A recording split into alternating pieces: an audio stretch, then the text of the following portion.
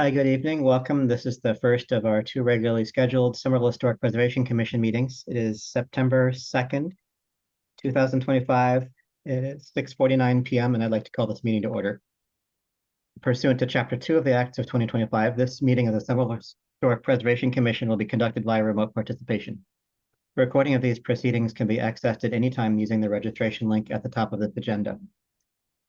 And for those who aren't familiar with our ways, the first thing we do is our introductions, starting on my screen with Ms. Price. Hi, my name is Denise Price and I live in a local historic district. Thank you. With Mr. Falvey. Hi, I'm Ryan Falvey. I'm a resident of Ward 2. Thanks. We have Vice Chair Kelly. Robin Kelly, I'm the Realtor member of the commission and also a historic homeowner in Union Square. Thank you. And we have Mr. Shagnon. I'm DJ Shagnon. I'm a landscape architect and a resident of Ward 5. Thanks. And we have several members of staff. We have Ms. White. I'm Sarah White. I'm a senior planner with the Planning, Preservation, and Zoning Division. See, I just always want to put preservation first. And Madison? Yes.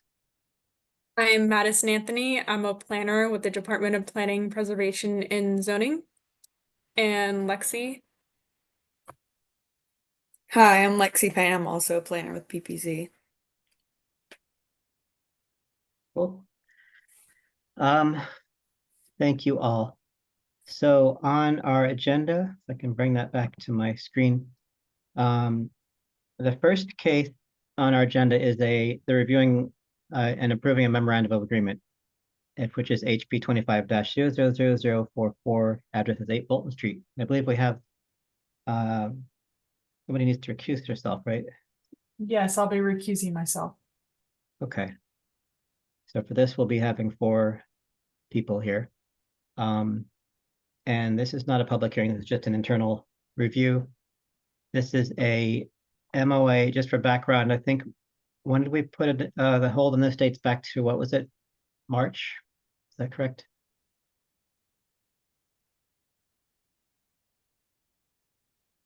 Sorry, I'd muted myself. Yes, I think it was March. Okay, so we're about halfway through the 18-month period. But do you want to, did you work on this, Sarah? Anything you want to add about this? No, yes, I did work on it. All the members of the PPZ staff also participated in this, as well as Sarah Lewis. And yeah, so we just spent a few months going through all of the zoning associated with this proposal, as well as the design, and a discussion of historic signage. And what you see in front of you is what we worked through over the past few months.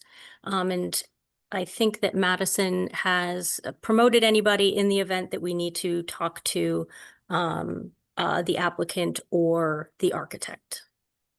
But I'm happy to answer any questions that the HPC might have in the meantime. Okay.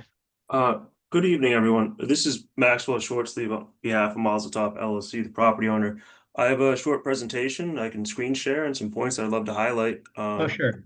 We have time to run through that. Great. I will screen share. Just sent a request for screen sharing. This is Madison Anthony speaking. You should be able to now. And Alright. one quick Raise- thing, Maxwell, is just Yep. keep it just to the historic stuff, no zoning. All right. Okay. So good evening, everyone. As I said, Maxwell Shortsleeve here on behalf of Mazel Tov LLC, the owner of 8 Bolton Street. As you know, we conceded the historical significance of the existing structure at 8 Bolton, and subsequently it was deemed preferably preserved, which kicked off our MOA process. Our first MOA meeting was on June 18th, which subsequently we had a number of plan revisions, further refining and detailing comments. Prior to each subsequent meeting with Sarah White, Sarah Lewis, and their teams. Over the course of the summer, we had 2 more meetings, both of which were very productive. It yielded what we believe is a very thoughtful presentation and ideas before you tonight. A few items we'd like to highlight are the cornices. They're called column brackets on what's in front of you. On the posts on the front balconies and porches of the triple deckers, they're styled to match the existing cornices on the front porch of the existing structure. We also elected to add a fascia accent utilizing some dental molding across the front and sides of the triple deckers, as well as detailed period window trim as seen throughout the neighborhood. And then after much back and forth on the main massing color schemes, we settled on Booth Bay Blue as a primary color and a light mist for the trim. We believe this is complemented nicely by brick colored pavers in the central driveway and the brick veneer across the foundations. In between the primary structures and along the sidewalk, we have located a space for a 24-inch by 30-inch elevated metal plaque commemorating the Union Glass Company and its significance to the neighborhood. And then in addition to these on-site measures, we will be enriching the city's archives with professional photos of the interior and exterior and have complete scaled CAD drawings, including layouts and elevations completed. If I scroll down a little bit here, we have a couple additional renderings from Bolton Street showing what the curb appeal we have attempted to create here. And that is all. Thank you.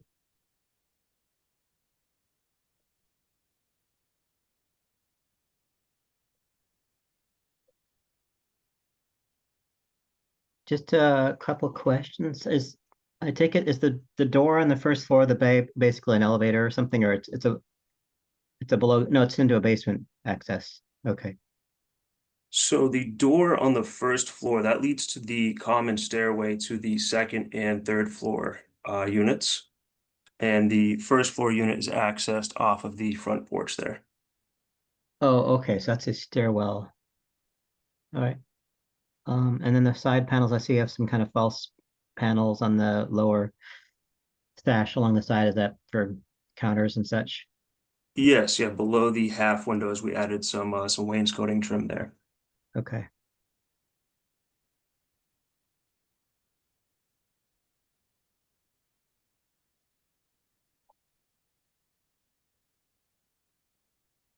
What do y'all think?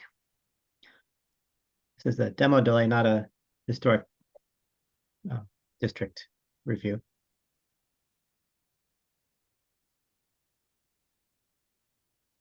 Yeah, I don't have any questions or concerns about it. It seems well thought through.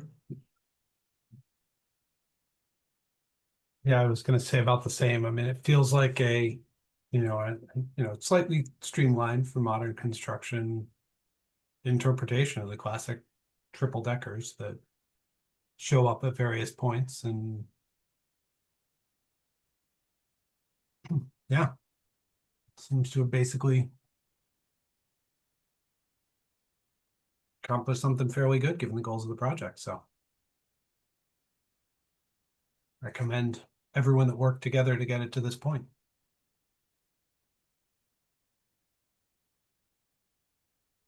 Thanks, TJ. Yeah, total like the building, it's, well, except for the little brackets, it's obviously nothing at all in common with the previous Right. structure. But I think given the project, there's no chance that what replaced it could even start to replace that, because it's wouldn't have allowed 6 units. So, I mean, these are good. It's a nice sort of reference to the triple decker, which is certainly a Somerville thing. So I don't really have any other comments.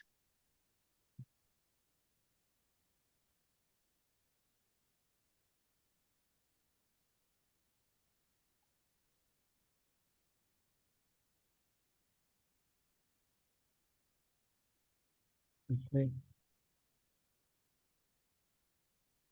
But you, Ryan, any thoughts? Nothing substantive to add to what has been said. Okay.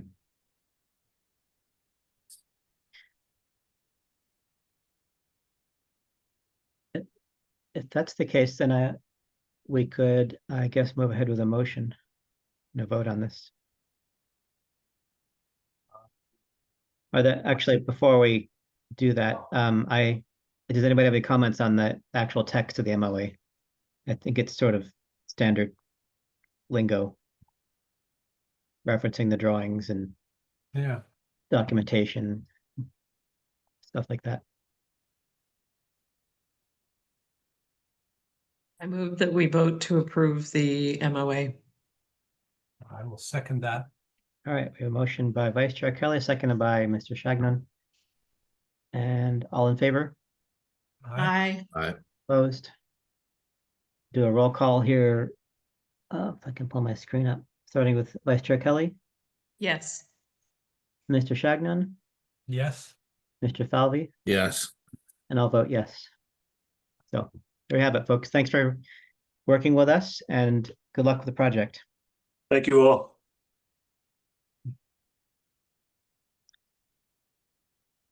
Okay, and with that, we can get Denise back.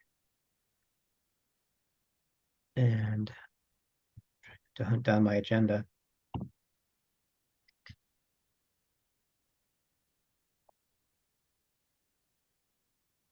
Okay, the next two, technically three cases are, the first of which are all determinations of historic significance, which is, for anybody who happens to be here, doesn't know the process, this is the first step in a two-step demolition review process. And the first step, this one, we're reviewing proposed demolitions to see if the building that would be removed has historic significance. It doesn't really review the condition of the building, stuff like that, but it just sort of looks at the base situation with the building. Does it have enough merit to be considered significant? If we vote no, then that's that. If we vote yes, then we have another hearing the following month in which we decide whether it is or ought to be preferably preserved, which would begin as much as 18 months delay period during which we discuss things like, can it be kept, other options to it. As you would have seen from the project before this was a demolition delay that I think was about 8 months ago. So it ended just now. So it often ends with some kind of agreeable thing. Sometimes it goes the whole way, but whatever. So this is step one. In the first case is HP 25-000061. Address is 29 Lowell Street. The applicant is 29 Lowell Street LLC. The owner is Anne Marie Noon. No, I probably ruined your name. I'm sorry for that. Is the applicant here tonight? We are, Mr. Chair. Adam Dash, 48 Grove Street, attorney for 29 Lowell Street LLC, the applicant. With us also, I see as attendees are Fernando Silva and Munir El Hout, who are also the managers of 29 Lowell Street LLC. So we are here tonight for significance determination hearing regarding the demolition of the house at 29 Lowell Street. The garage at that property was already determined not to be significant and can be demolished, so tonight we're just here to discuss the house. The house is currently a two-family detached house in the neighborhood resident zoning district on the portion of Lowell Street between Summer Street and Somerville Ave. It sits on a relatively long but narrow lot. Can I share my screen? Whoever's got control of that. This is Madison speaking. Give me one I second. think I can. No, I think I can. Okay. So hold on a sec. Spoke too soon. Let me see here. Can you see my screen? Says you're there. We go. All right. Yes. So this is the city of Somerville's assessor's map. You see this is Lowell Street. This cross-hatched here, this is Somerville Ave. Just to orient you, this number 1 here, this big lot's the fire station on Somerville Ave. If you come up behind the fire station, this number 4, this long, narrow lot is 29 Lowell Street. This smaller orange square in the lower left corner is the garage that's already been found not significant. We're talking about the larger rectangular orange space there. I want to show you this because this shows you sort of the context of the neighborhood. And if you look here at 28 Lowell Street, across the street here is a very large multiplex with 6 units. And there's a triple decker at 36 Lowell Street, which is over here. And you've got a 37 Lowell Street, which is, let's see, over here, which is next to our property.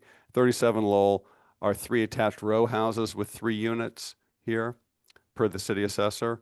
And next to that is this large thing here, which is 39 through 45 Lowell, which is 4 attached row houses with 4 units, again, per the assessor. And then if you go 2 doors down the other way, you get this massive lot with the Somerville Fire Station, which is 651 Somerville Ave. And then over here is a commercial building in the MR3 zoning district at 657 Somerville Ave. I would note that our property here, 29 Lowell, back here, this part that touches it, down here is the UR zoning district. And down here at 18 Belmont Street, you've got a 6-unit multiplex as well. I could keep going, but I think you get the gist here of the context of 29 Lowell Street. I'd also like to, I'm going to switch screens, and whenever I do this, I somehow, you don't see it, but do you see that I switched to a photograph? No. No. Yeah, I always have to stop and then start again. Just give me a second.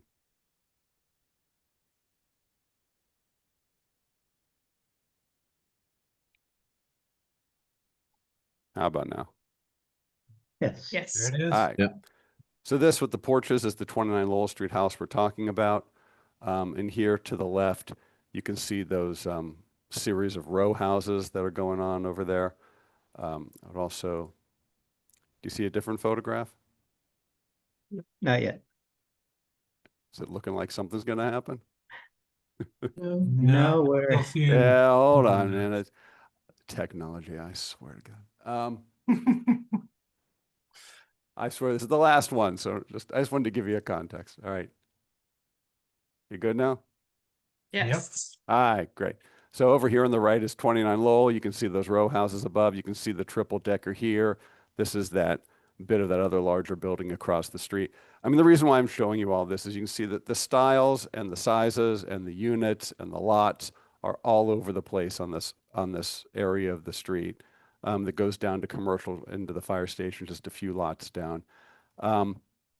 So the building's been altered, as stated in the staff report, most notably with these large enclosed front porches here facing the street, which greatly alter its public appearance from the street. It really doesn't look like much, to be honest. I mean, the windows, siding, the stucco, the parging are all alterations. You can't really see any historical architectural details on the building from the street level because they're pretty much all either gone or covered or both. There are, according to the staff report, there are no significant people, events, or history regarding this house. It's not historic or architecturally significant. It's not associated with the broad architectural, cultural, political, economic, or social history of the city, certainly not more so than any other 2 families that you see all over town. It's not part of a group of similar structures, as I've illustrated, does not fit with the building types around it, and this is actually a good location to construct a building with more units, which I understand is not for tonight, but that is what the goal is here. As such, the applicant is asking that, like the garage, the house at 29 Lowell Street be found not to be significant. And I will let everyone see each other now. Thank you. Right. Thank you, Attorney Dash. The next step in this hearing would be to take public comment. If any members of the public would like to speak about this case, please raise your hand and staff will unmute you. I am allowing Andy Grosser to speak. And Lexi, whenever you're ready, could you get the timer?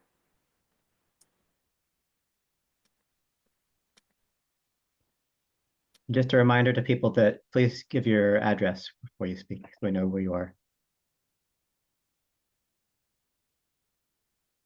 All right, you should be able to talk now, Andy. Hi, can you hear us? Yes. Okay, we live at 22 Belmont Street, which is right behind this property. So we have concerns. We'd like to know what is actually being built there. And I'm sure this is going to affect us. We weren't even considering that the house would be torn down. We were only considering that the garage was going to be torn down. So this is coming as a bit of a shock to us. I don't really know what the proceeding is at this point, and I don't know whether they have anything else to say, but I was also wondering if there's expectations that the building will go to the edge of the property or what is going to happen. We have done work on completely renovated our home, which is a single family. And now I'm feeling like we're going to be surrounded by yet another large building because we have a large building on each side of us. So this impacts us greatly, and we have a great deal of concern about this. And I actually don't know what the next part of this process is. Okay. Thank you. We'll follow up after public comment. Is that everything? I think so. Yeah, thank you. Okay, sure. I don't know if you wanted me to respond, Mr. Chair, at any point. Well, we have I typically let everybody speak first, and then we come back and respond, just No to problem. keep the flow going a little better. Sure. But you'll have, Mr. Chair, this is Madison speaking. I don't see anyone else raising their hand right now. okay. In that case, I'll close the public comment portion of the hearing. And just before Attorney Dash speaks up, procedurally, we're just the Historic Commission. So we don't really have any, at this point, we're purely looking at whether this building is significant or not. So the applicant is not required to give us plans for what would replace it. If they're welcome to volunteer information if they like, but it's not part of our review at tonight. And Attorney Dash, if you have anything you want to add, you're about to. I just wanted to answer the question, even though it's not really related to tonight's proposal, is that we do not have plans for the new structure. However, zoning does allow certain things to be built and not built with certain setbacks of certain sizes from the lot lines, and that the intent would be to do something compliant under the zoning. At this point, we're very early in the process. This stage usually comes first, would be the demolition piece before we start talking about the construction piece. So we don't know, because obviously if we have an 18-month delay, then we have a long time to think about what we're going to build. So it is a one step at a time kind of thing. So it's good to meet your acquaintance. I think when something goes forward, it sounds like you'll be involved, which is great. I also appreciate that you further my argument, in fact, that there is a single family behind and large buildings around, and there's this just adds on more of the context of the fact that these buildings are all completely different buildings all around each other, and that there are a lot of larger buildings here. However, this is the neighborhood residence zone, and I think one of the ones you're talking about is in the UR zone, which is also behind us and next to you. So that is, you can do larger in the UR, but that is not where 29 Lowell is. Thank That's you. beyond the scope kind of tonight. Just didn't want to leave them hanging. And also just to follow up on that, if the person would like more information, you could contact the city if I don't know how glib they are with zoning and about hypothetical what can and can't happen within an NR district for setbacks and heights and stuff like that. Again, it's not really what we're hashing out tonight, but that would give you a sense of what could happen. I'm sure that Attorney Dash's architects will be looking at that carefully. Okay. So I think we already closed public comment. So in this case, we'll turn it over to the commission and see what you all think. I mean, I think honestly, my initial take is that to a large extent, it feels like Attorney Dash has stated it pretty well. There's not a whole lot left of the original detailing, although the massing is there. It's not a particularly noteworthy structure architecturally, as far as I can tell. And it, unlike a lot of other cases, unlike even further up the street, it isn't really fitting into any rhythm of the streetscape. In fact, it's sort of an outlier in the rhythm of the streetscape, and seems to have been for quite a while. That it was a worker's cottage built a little bit before some of the buildings nearby, according to the maps, but not long before. The building next door, while heavily renovated, seems to mostly date from not long after it, according to the historical research, which, leaves me feeling like it was even sort of an anomaly at its time. I'm not particularly attached to it in terms of significance. I will echo Mr. Shagnon's comments. There's just not a lot of there. I don't feel that its loss would be detrimental to the city. It's not contributing significantly to the sense of architectural style or rhythm or any of that in the streetscape. So yeah, I'm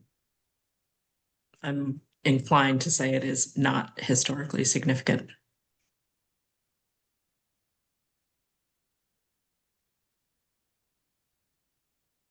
I'll pipe in. I agree with everything that's been said. It does hurt my heart to let anything go. Especially, you know, a cute little house on a 40-foot wide lot that is an anomaly. And that's what makes it even, I guess, more charming. But I understand the arguments, and there isn't a lot left to it. So I would be on board with the rest of the group so far. Thank you.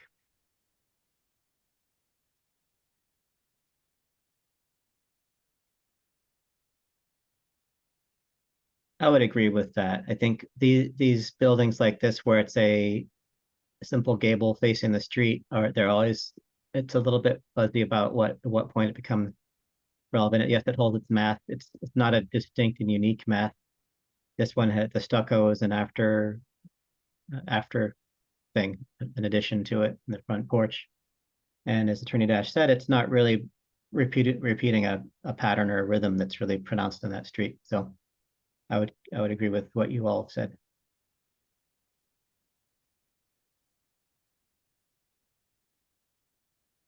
I share that point of view that everyone has expressed also. Okay. I move that we vote to find the property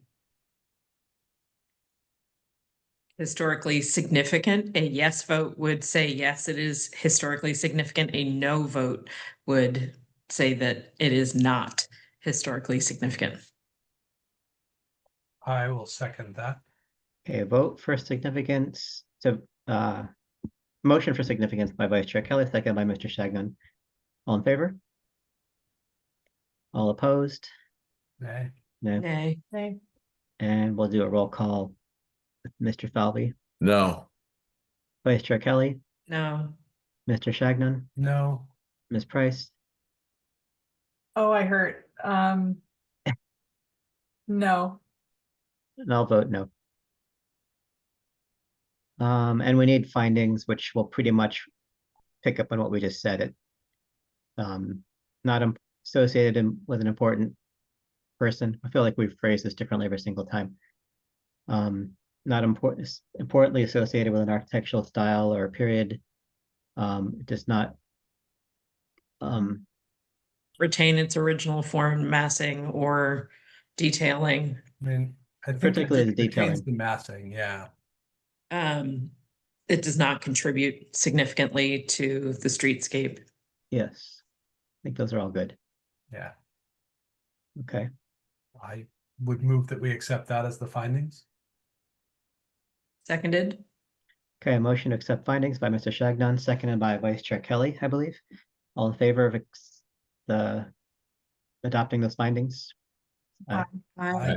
Opposed? We'll do a roll call again with Mr. Falvey, Yes. Vice Chair Kelly, Yes. Mr. Shagnon, Yes. Ms. Price, Yes. and I'll vote yes. There you have it, Attorney Dash. Thank you for the latest. Are you back with us for the next case? I am indeed. All right, well, let me go ahead and read that in. So the next case is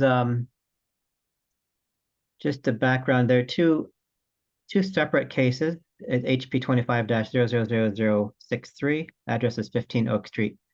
And how do we decide this is the same structure? It's just that it happens to have a lot line cutting it or bisecting it. Not really. I can explain if you like, but Sure. it's essentially I had to file it as two separate applications in CitizenServe because for some reason CitizenServe has them as separate properties, even though they are one property with one owner on one deed, and has been the case for some time, although historically, I guess in the report, at one time that wasn't the case, but that has been the case for a very long time, apparently. And it is really, it's 15 through 17, but the city has it as 15 and 17, and it wouldn't let me file it as one thing. So Okay. that's what it is, but it's one building. I can show you pictures and we'll go through it. Yeah, but we'll that's get into it, why but- I want to deal it all. I'm going to go through it all as one thing because it really is one 4-foot. Okay, but at the end of the day, I think we were technically required to take two votes because it's listed as two items. So we'll discuss it as one item and then we'll just belabor a little bit with the second vote. Am I getting that right, Sarah? I think you had some thoughts on that, or somebody. Addison. This is Madison speaking. Sarah popped off, but yes, that is correct. They can be Okay. heard together, but two sets of findings. Cool. All right, so just to finish my reading exercise was HP 25-000063. Address is 15 Oak Street, and we're also discussing HP 25-000064, 17 Oak Street. And would the applicant like to give us a little rundown? Absolutely, Mr. Chair. Adam Dash, 48 Grove Street, representing Hope and Prospect Development LLC, which is the applicant and owner of the property, known as 15 and 17 Oak Street. Paul Connolly from Hope and Prospect Development LLC is also here with us tonight. 15 and 17 Oak Street, as I said, is one property with one residential structure on it on one deed in common ownership. The applicant, as I said, had to file two times because that's how CitizenServe wouldn't let me do it any other way. So that's why it's on your agenda twice, but I will be going through them both together, as I said.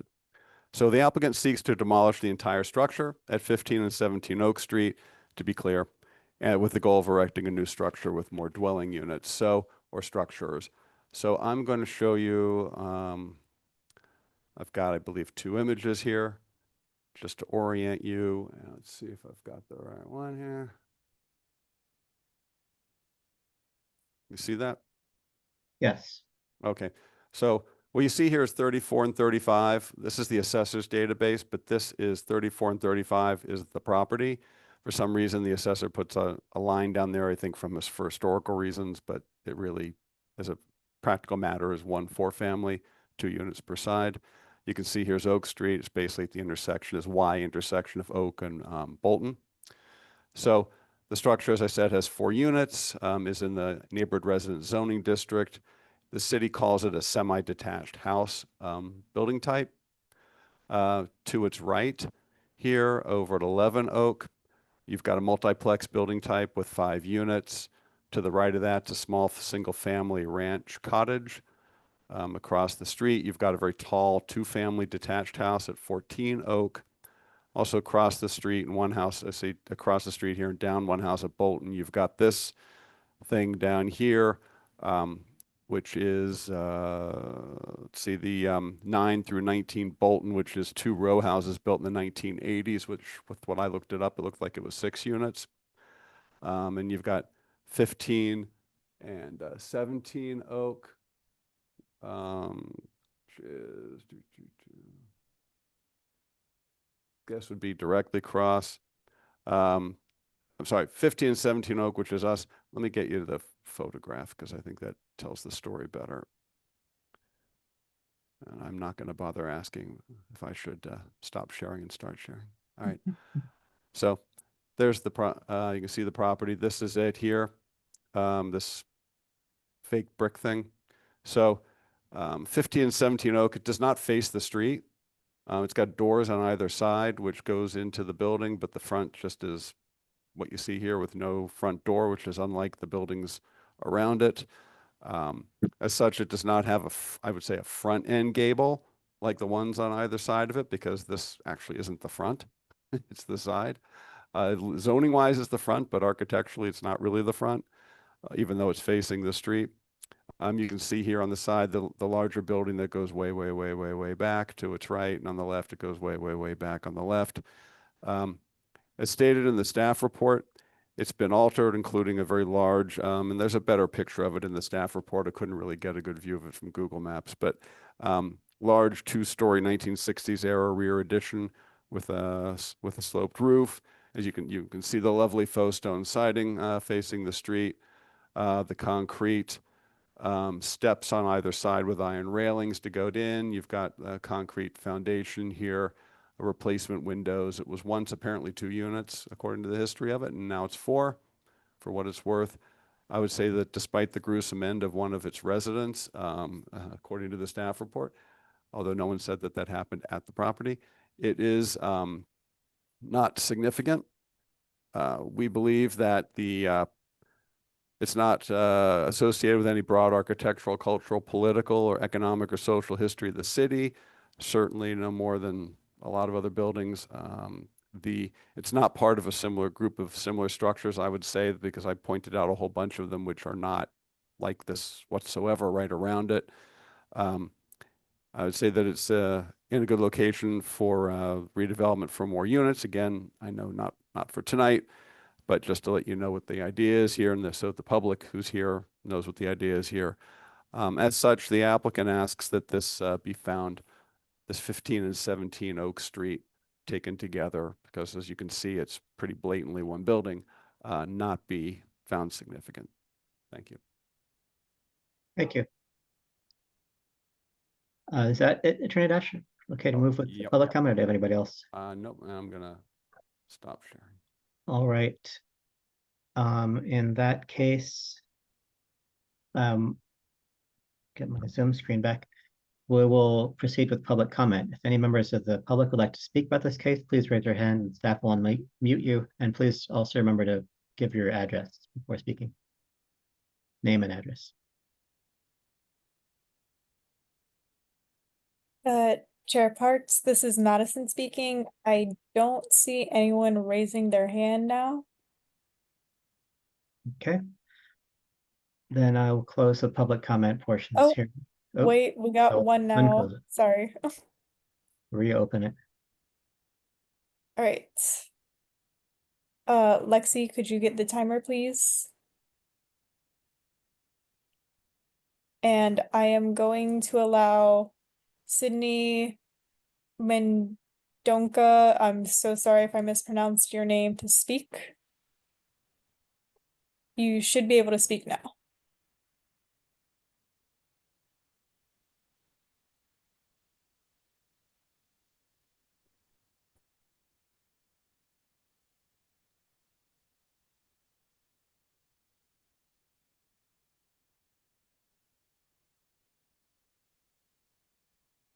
Whenever you're ready, Sydney.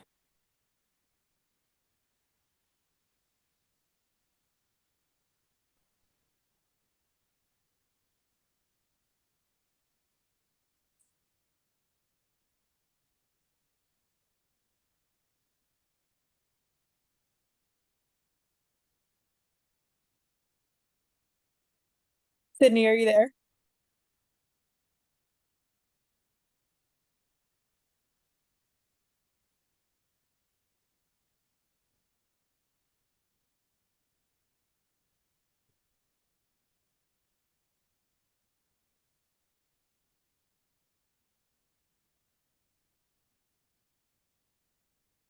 All right,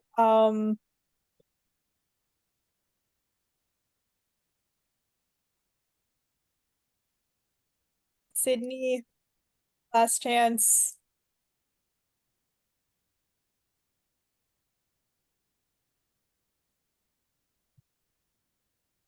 All right, it looks like Sydney might be having technical difficulties right now. So I'm going to say that if you have any questions about this project, Sydney, you can email historic@somervillema.gov and we can try to answer them for you. But we unfortunately have to move on. Okay. All right, well, we'll close the public comment portion of this case. And unless I just heard some noises. Is somebody ring? I hate Oh, to, no, I'm sorry, that was me moving my computer. okay. And see what you all think as a commission.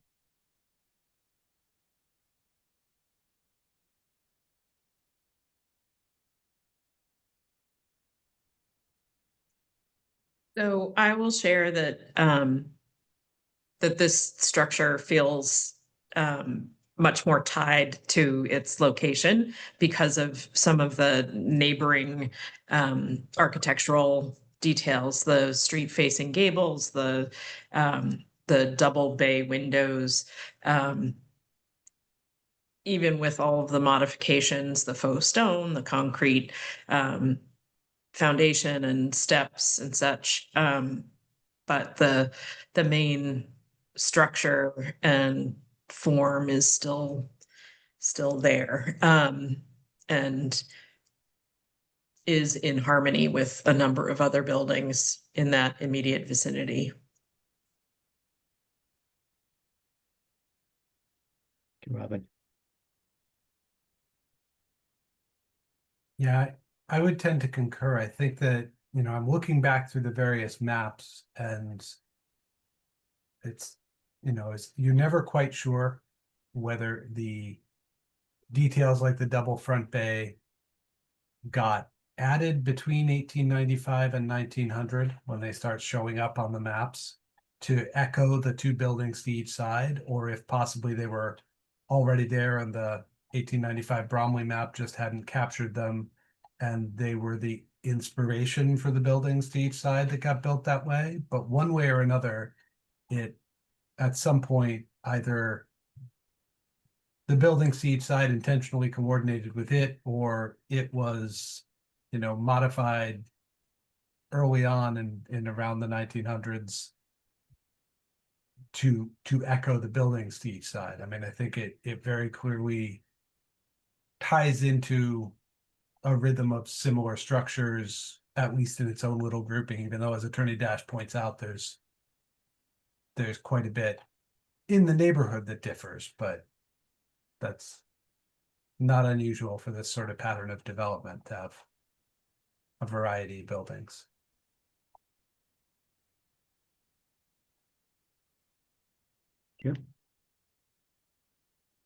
I would agree with everything that's been said. I think if you just peel off some of the front faux stone, I think that it could be restored and be very cute. And I also want to comment that the staff member that did this report did a great job, and actually both of them were. So I very much appreciate everything that they send over. And so thank you for that. I think that this neighborhood is just kind of unique in its own way when you drive up and down the streets. It's tight and a little funky. It's fun to see how all of the houses are split in half, so they're really kind of like townhouses, which is really nice. But I think it's something that perhaps should be kept.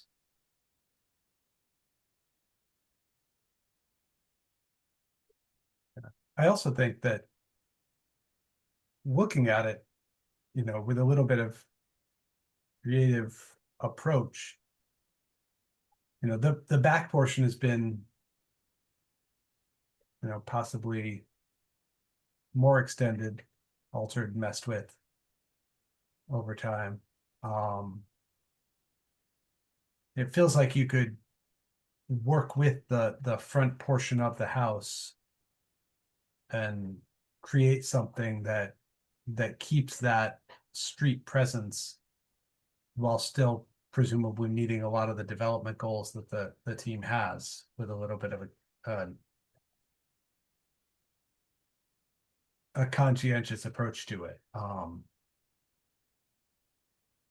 I'd love to see that, you know,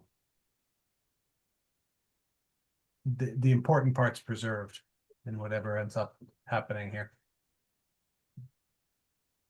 Thanks. What is the siding material on that? Does anyone know? I think it's permastone. I mean, that's what that's the, Permastone? well, that's what I was called it, like Like that's a veneer? Is that a, Oh, it's yeah, it was like a, you know, the guy came to the neighborhood back in 1958 or something, and from, well, that was the rage. New England Brick Master, that kind of thing. Yeah, farmer stone, farmer. I mean, it's kind of like it was aluminum siding. It was that. It was asphalt. It wouldn't have been original. Absolutely not.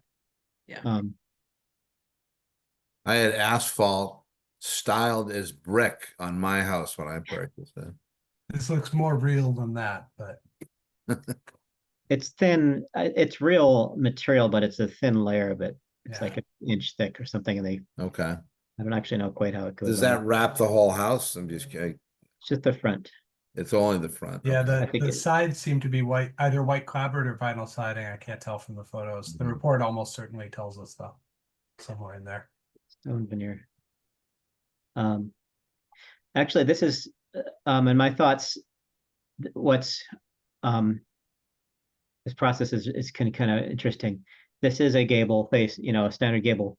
It's actually a very unusual house in that it has these two, I think by original design, entries off either side of it like that, which I can't even think of another. There must be others out there, but it's of this age from 1870 prior to 1874.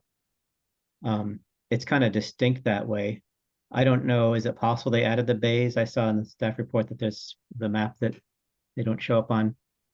It's possible, but it's actually it's like the flip side of the coin of saying it's the pattern of the street, where in this case it's sort of like defying, well, there isn't really a pattern in the street really, but it's distinct enough that it's, I think, at least worth considering to the next level of correctly preserved status.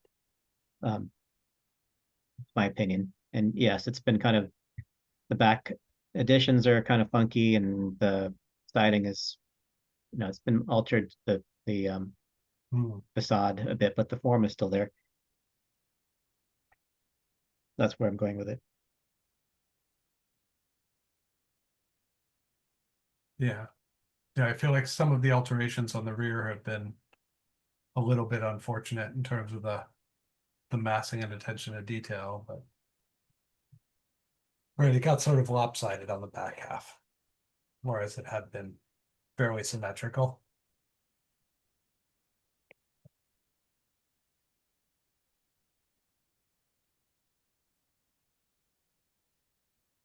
All right. Well, not hearing much more. Are you willing to entertain a motion at this point? I think. Did you have any thoughts, Ryan? Or did you already?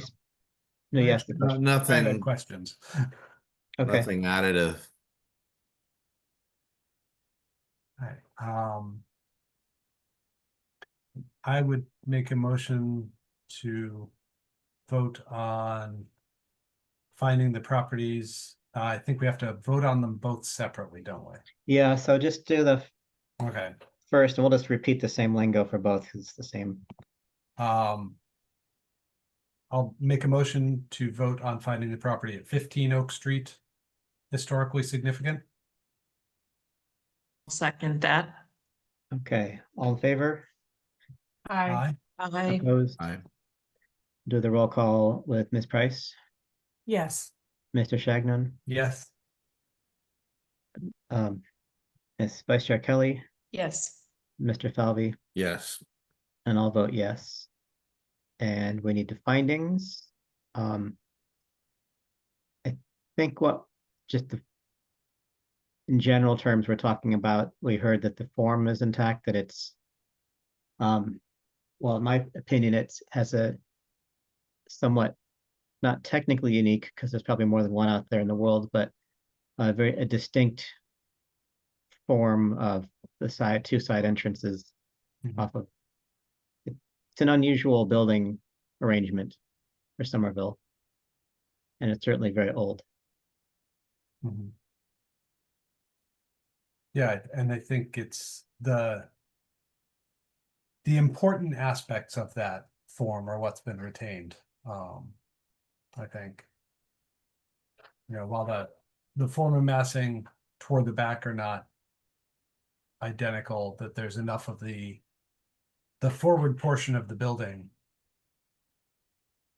retains that unusual and sort of intriguing massing, and also I would say additionally the fact that it echoes the buildings to each side or vice versa, gives it some importance and prominence in the streetscape overall within its little group of buildings. Okay, That we vote to adopt those findings. Second that. okay, vote to adopt findings by Vice Chair Kelly, seconded by Ms. Price. All in favor? Yep. Aye. Opposed? We'll do our roll call again, starting with Mr. Falvey, Yes. Ms. Price, Yes. Mr. Shagnon, Yes. Vice Chair Kelly, Yes. and I'll vote yes. Now we need to have that same motion for 17 Oak Street. We'll make So it. moved. I will second that. Okay. And all in favor? Aye. Opposed? We'll do a roll call again with Vice Chair Kelly, Yes. Mr. Shagnon, Yes. Mr. Price, Ms. Price, Yes. and Mr. Falvey. Yes. And I'll vote yes. And for findings, I move that we accept the same findings as with 15 Oak Street. I okay, second that. all in favor? Aye. Aye. Opposed? We'll do a roll call again with Ms. Price, Yes. Vice Chair Kelly, Yes. Mr. Falvey, Yes. and Mr. Shagnon. Yes. And I'll vote yes. So there you have it, Attorney Dash. We'll see you next time around. We can see whether this warrant's going to the next step. Sure. At least I'm relieved that the votes for the two sides were the same. That would have Oh, been that would have been a great opportunity we just missed. Yeah. Yeah, you're right. Could have would that made be for a Oct- really interesting design though, if you kept one half and then Yeah. Would that be October 7th? What's the date we're discussing? This is Madison speaking. I don't have the schedule in front of me. I would message your case planner, just get the checks in as soon as possible, and I'm sure she'll schedule you for the next one whenever they're received. I understood. Just wanted to know if you knew off the top of your head, but thank you very much. Have a good evening. you too. And by the way, I wanted to pick up on what Denise said that the staff report was really interesting. So thank you, Lexi, for that. That was interesting stuff going on there. I was wondering earlier when we we're having a little get together this morning if there should ever be a cool project for somebody in the city to compile all these staff reports and create like a anthology of Somerville history based on all that, because we're reaching a point where we've dug into so many of these properties. Mhm. And I was remembering when Christy Chase retired, that she told me that one a project she wanted to undertake was sort of historical fiction based on the lives of various people she'd researched in these houses. Be kind of an interesting little Somerville novella, like a series. That would be something. Yeah, If the Anyway. accidental character who accidentally set her clothing on fire and Yes. background character. Do we know it was accidental? Well, we don't know that, but it's not phrased clearly in the little bit of It's very obituary. neutrally phrased. Yeah. Yeah. I guess it's technically a cold case, but not really. Think about it. Oh, stop. But yeah, you can get the two undertakers getting into a brawl at some funeral for somebody. Yes. A case a little while back. All right. The only other business we have is the minutes of 8/19, which I have admittedly not read yet, but I'm going to take a quick gander at them. Had no questions or issues with those. They matched my recollection. Same here. Yeah. Oh, that was just one. Okay. Yeah, Yep, nothing. That's just my recollection. Yeah, all right. I would Motion for well, I would make a motion that we approve the minutes of August 19th. I'll second that. all in favor? I, I, Aye. Opposed?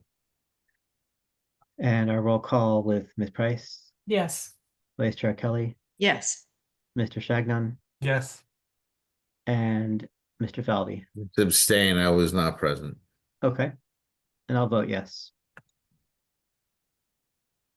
And the only other thing, the CPC update, there's been no progress. We skipped August. We don't have a meeting in August, so there's nothing new since the last meeting.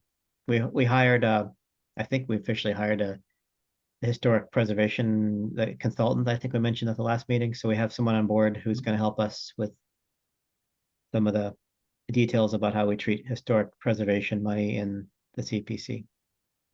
So in that process, I think is going to be about 6 months, if I remember correctly. Take us through April. Should be kind of interesting. We interviewed like 5 different, or we didn't interview. We just reviewed 5 proposals. And the people we I think selected or I think it's official now, have history with the CPC, the same kind of issue in Boston. Okay. So, any questions about that? Oh, No. Okay. Well, then I think we're done. I move that we vote to adjourn. Second that. All right, all in favor of adjourning? I, Aye. Opposed? And we'll do our roll call with Ryan, Yes. Robin, yes. DJ, Yes. and Denise. yes. I'll vote yes. Thank you, everybody. See Awesome. you in later this month, right? Yep. Yes. 2 weeks. Thanks, We folks. do have another. Bye. Bye-bye. Thanks, Madison. Thank you.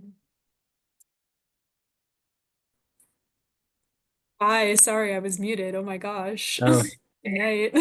well, okay then. Of course, I've lost my screen. I'm not sure we are. There we are. All right, I'll see you. See ya. Good night.